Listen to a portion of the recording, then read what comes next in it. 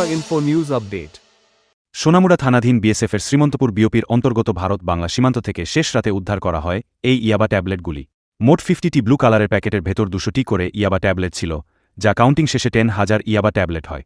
BSF এবং police এই ইয়াবা ট্যাবলেটগুলিকে শ্রীমন্তপুর আন্তর্জাতিক ভারত বাংলা সীমান্তের কাঁটাতারের বেড়া সংলগ্ন এলাকা থেকে উদ্ধার করে ধারণা করা হচ্ছে রাতের অন্ধকারকে সুযোগে এই ইয়াবা ট্যাবলেটগুলি বাংলাদেশে পাচারের উদ্দেশ্যে নিয়ে আসা হয়েছিল।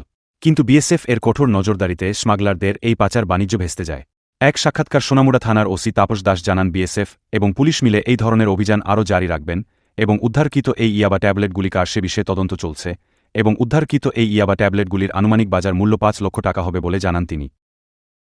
আজকে বর্ডার পেট্রোলিং এর সময় যে শ্রীমন্তপুর বর্ডারিং রোড আছে, এখান থেকে একটা মানে ব্রাউন কালারের প্যাকেট উদ্ধার করা হয়, যার মধ্যে দেখা গেল 1 কেজি ইয়াবা ট্যাবলেট। তো এগুলি আমরা সমস্ত আইনি পদ্ধতি মেলে এগুলি সিজ করা হয় এবং এগুলি মানে 50টি ব্লু কালার প্লাস্টিক পাউচের মধ্যে ছিল এবং প্রত্যেকটি প্যাকেটের মধ্যে মোট 200টা করে ইয়াবা ট্যাবলেট ছিল এবং সর্বমোট 10,000 ইয়াবা ট্যাবলেট, যার আনুমানিক কালোবাজার মূল্য প্রায় 5 লাখ টাকার আশেপাশে হবে। তো আমাদের যে এই অপারেশন, এটাতে লিড করেছে আমাদের শ্রীমন্তপুর বিওপির বিএসএফ, ওনারা লিড করেছেন।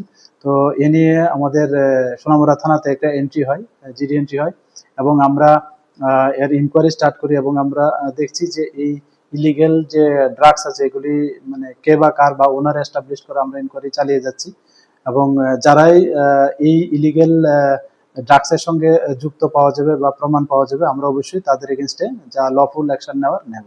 Thank you. To Tripura Info and press the bell icon so that you never miss any latest updates and news on Tripura.